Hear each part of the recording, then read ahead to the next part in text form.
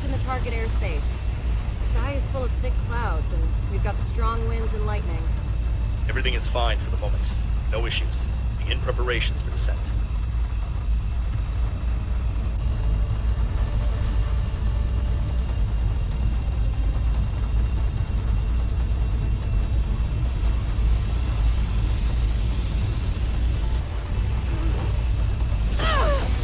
Shelia, what's wrong?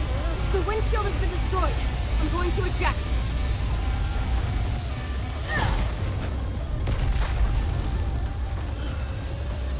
Director Chen, I managed to escape the aircraft. I can see a massive black hole up ahead. A black hole.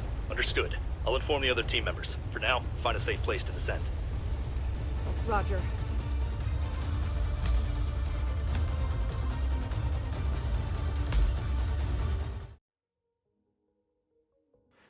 In the ever-evolving world of video games, few titles manage to capture the essence of beauty, fun, and simplicity like Bright Memory Infinite, a game that was produced by just one man out of a small game developing company called FYQD Studios, and I must say this production is a labor of love. This game came out on PC in March of 2020 and was ported to not just PC but also to PlayStation 5, Nintendo Switch, iOS, Microsoft Windows, Xbox Series X, and Series S. That's a lot of ports, and you can usually pick this game up for about $15. There's something to be said for this level of accessibility that is sort of the unsung hero of smaller game companies, and the reason I plan to check out more games published by small teams of developers. As I said earlier, this game just happens to be the minimal size for a development team, so we're right on track with this one. First, let's talk about the game's remarkable beauty. Bright Memory Infinite is a visual masterpiece. The level of detail in the environment, character models, and lighting is simply breathtaking. It even takes advantage of ray tracing. It's a testament to how far gaming has come in terms of graphical fidelity and the time that the developer was willing to sacrifice for their art. I mean, just look at the scenery. It's pretty enough to be the inspiration for an original painting. The game's blend of ancient Chinese aesthetics with futuristic technology is captivating and feels fresh, if not terribly original.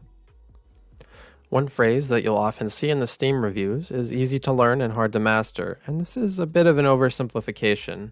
Mastering Combat and Bright Memory Infinite is a challenge that takes time. Despite having just 4 abilities, it takes more than 2 hours to truly grasp. Now, 2 hours is about the average playtime, 2.5-ish, that's what I came out to. So you're not really going to get the full experience out of just one playthrough. Combat in this game can be as complex or as straightforward as you like, making it accessible for players of all skill levels. Let me be honest, I felt like a superhero when playing this game. The combination of shooting, slashing, using electric powers, and fighting antique warriors from a bygone era, punching foes with the might of God, it all makes you just want to get up and cheer. On top of that, the challenge is one of the game's strongest points. It pushes you really hard without being comically frustrating. Boss fights are particularly noteworthy, despite having a few identity questions about the bosses. So let me expand. The bosses feel immense. They are huge, and they are cool looking, and they're gorgeous, and they're really fun besides this one issue. They seem to be suffering from an identity crisis. Are they all the same thing? I know this guy and this guy are the same thing, but what about this one and this guy? Are they different? Because this guy and this guy are the same, but what is this big boy doing here? What does this guy want again? Is his hourglass orange? Wait, but I thought it was full of water, but it's orange. And why do they vomit orange portal glue if the whole story is about water? I'm losing my mind here, but they are really fun to shoot. So now I need to talk a little bit about the flaws. Don't get me wrong, Bright Memory Infinite is a beautiful and fun game to play. It's just not without its faults. Keep in mind, it was developed by a single person, so please take my criticism with a grain of salt. First thing I want to mention is the bosses. I've already mentioned that there's some weird identity crisis sort of thing happening here, and that is what it is. The animations and cutscenes are mostly well done, but it's worth noting that the creator reportedly used and modified some assets without proper licensing. Although Zhang, the creator, did announce he would strive to obtain his licenses retroactively after making money off of his creation, it's still a dishonest practice that I highly disagree with. And like any good small company game, there's a few bugs. Okay, we got the Giant King. I don't think there's a second phase. Uh-oh. Uh-oh. Our game just crashed. Alright, we're coming back. We have to replay that whole thing. It's pretty unfortunate, if I do say so myself. And, well, the stealth sequence is painfully easy and unrealistic.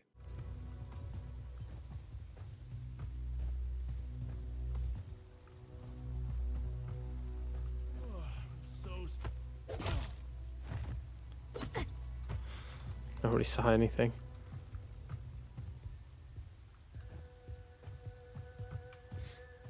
This dude just like standing here. Oh, your friend just died.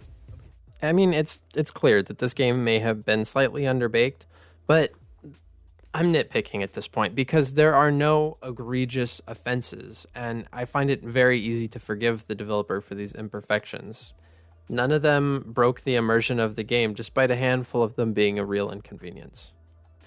But I won't let this video end without saying this. While on stream, it sort of broke. I played through an entire sequence and it crashed right at the end, making me replay the sequence. But it didn't take away any of my perks, any of my weapons, anything. And that's a pretty big sequence where you get a lot of perks and weapons. So I was just well off for the rest of the game. So yeah, I don't know if that was intended to be the case, but it significantly simplified the rest of my gameplay because I just had all of the perks, and usually you don't get them all in a typical playthrough, but you know, it's neither here nor there. I still had fun. So I flapped my gums enough. Let's take a look at the gameplay, and you will see the second hardest difficulty, my stream last Sunday, October 29th. Like I said, do everything.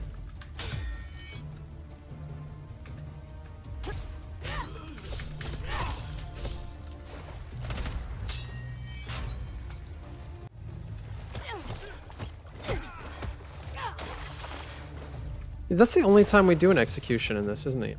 Isn't it?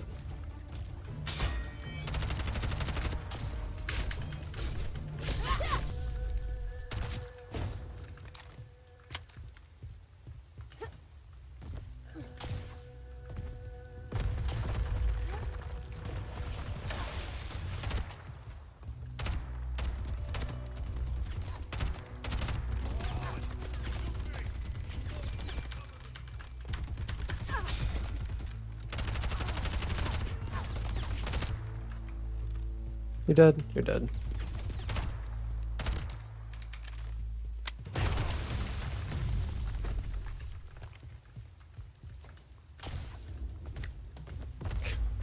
Okay. Huh. Did I mention this game was made by one person? Oops. I wonder if I have to jump onto the wall. That might have been where I went wrong. It's a lot of work. Okay, yeah, there's a boss in here for sure. It's this guy. The first time we come across him. Ah, Shelia. Let's get it cooking. Teach him a lesson.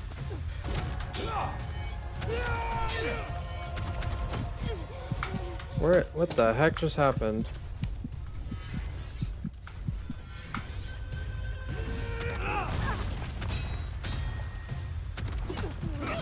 Oh my god. Okay. He just cooked me. It kind of seems like we have to just block his stuff.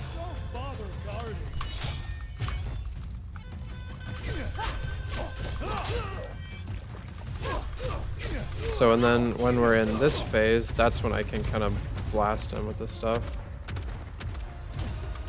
And I can pick him up, and then this, but since he just recharged... Oh, wait. No, I mean... Okay, I'm tired of you. Okay, that's... Much better. Much better, we got it the second time. Meet me at Trancom Pavilion in 1 hour. Oh man, that was kind of Shelia, crazy. there's a hurricane. Hmm. Shelia, according to the sensors, the black hole is generating a stream of unstable pulse waves. You won't be able to use your exo unit or weapons. What do I do? Look around for something to protect yourself with. Oh, there's a knife over here. Yeah, I don't really want to play this mission, honestly. But I will. Or at least I'll give it a shot. And if I'm enjoying myself, then I will continue on. I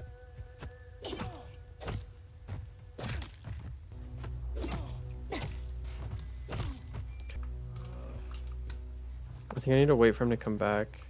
Actually, I have no idea.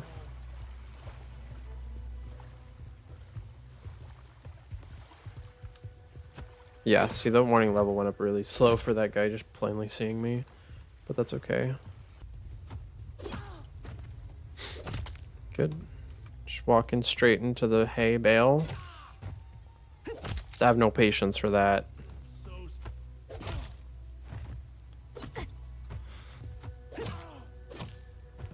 And I'll kill the last. You don't leave any loose ends behind. Or whatever they say. Yep. Yeah, the forearm guy, I think. I think he's who happens here. I'm curious to know how quickly I can get through this. Because really it's just going to be the boss fights that challenge me, I think.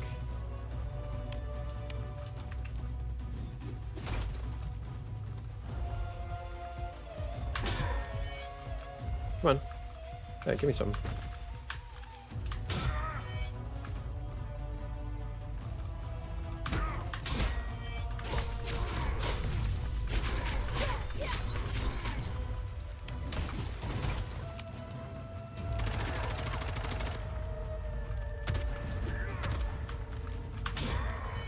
This guy's not a pushover anymore though either, which is,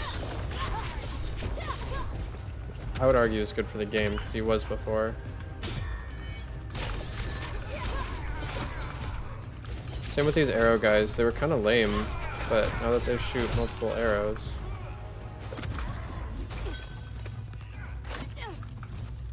I don't think I can like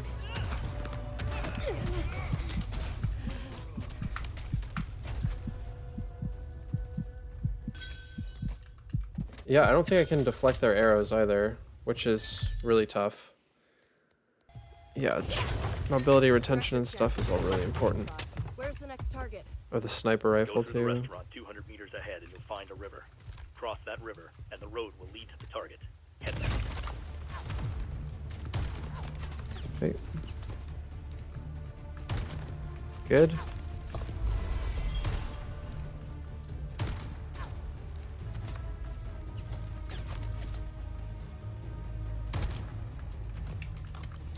This is every DSR main's wet dream right now.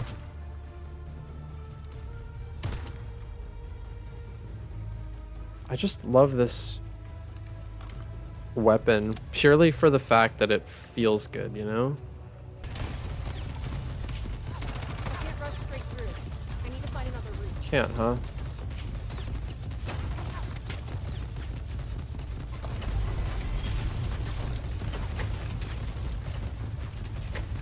Yeah, let me just hang out in here and collect ammo. Oh, and they're just gonna drive away. They have their tank, they're firing on my position, but they're just, you know, gonna run away. That's fine. Difficulty's gonna change this boss fight.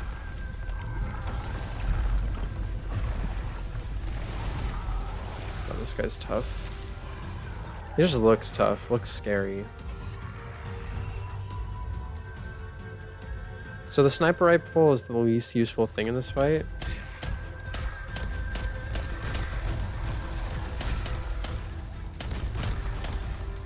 So we're just gonna use all that.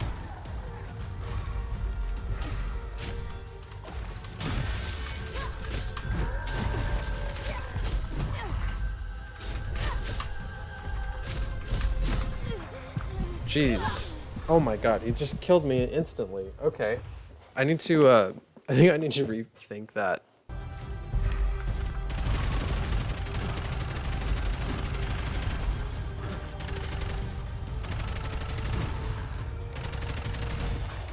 Okay, we got the Giant King. I don't think there's a second phase. Uh-oh. And in the interest of time, both yours and mine, I'm going to be skipping to the last boss fight because I feel like it's kind of the culmination of the whole game. And it was the most challenging part, easily. Now, this difficulty is only set to Insane instead of Hell. I'm not sure if I want to play it on Hell or not, but if you do want to see that, let me know. I can stream it. We can set up a day, a couple weeks out, and I can get some practice in and all that, yada, yada, yada. Maybe we can even 100% the game in that stream. Who cares? If you want to see the raw footage, I'll be uploading that in a compressed 1080p video. It's about 2.5 hours long, but I'm not going to cut anything. I'm not going to change anything. So you'll basically just be watching the replay of a live stream. So here's the rest of the footage. To do the next one. Oh, geez, the next stage is tough. Next stage is really tough. I think I failed this. First part, maybe the first try on normal or hard or whatever difficult. I think I just had it on normal mode. It's fine. But I think this is kind of the right way to play it, is to go through the game a couple times and up the difficulty. It's kind of like almost Souls-like, but you just have to remember like the enemy patterns, attack patterns, stuff like that. So in essence, it is Souls-like, but not quite a Souls-like game, if that makes any sense. The fun is it's hard, or it can be hard, and if you play it on normal, it defeats the purpose, because you don't really get the full experience out of the game.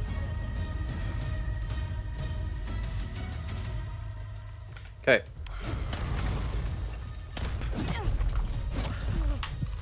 Oh, Jesus.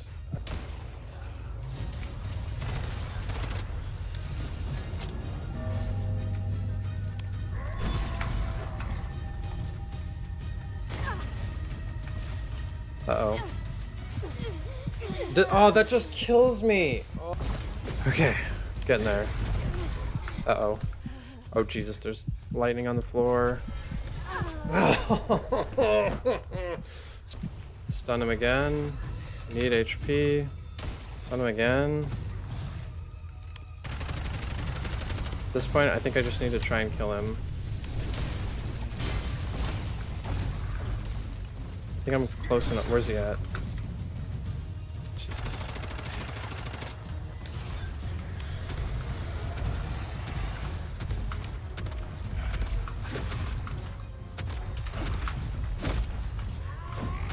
I think I'm out of special ammo. Okay, he's done. We got him. Let's get it.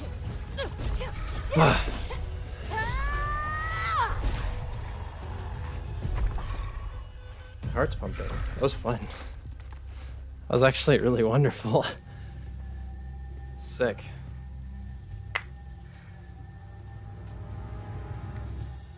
In Bright Memory Infinite, we explored a visually stunning game that offers an engaging and satisfying combat experience. While not without its flaws, it's a remarkable achievement by a single developer. Whether you're captivated by the visuals, the thrilling gameplay, or the dedication behind it, Bright Memory Infinite is a game worth experiencing, and you can on virtually any device. So there's no excuse. Thank you for joining us on this journey, and don't forget to subscribe for more content. And here's your mandatory reminder to come check out my Twitch streams. I don't currently have a schedule, but I'm kind of working on setting something up. I'm new to this, so, you know, there's going to be some production value issues, but please come check it out. We're going to play more fun games. Gadonia is up next. It is a action RPG that's also produced by the minimum amount of people. It's kind of like a lightweight Skyrim, but please come check it out. It's going to be sick.